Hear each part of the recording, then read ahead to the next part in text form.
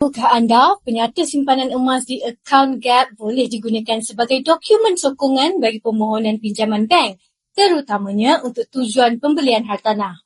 Simpan emas di Gap adalah simpanan bersandarkan emas 999.9 dan tiada komitmen untuk menyimpan setiap bulan.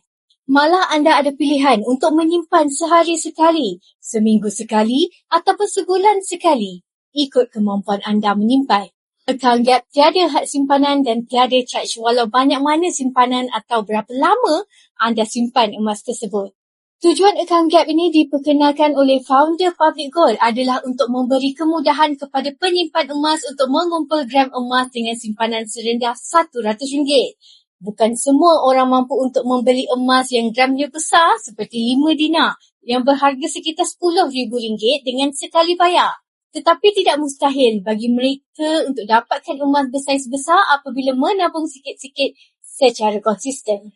Bagi yang sudah bersedia untuk mulakan tabungan emas anda boleh isi borang biru sign up di bawah dan saya akan daftarkan akaun simpanan emas anda secara percuma dan bimbing anda dalam cara dan langkah terbaik dalam simpanan.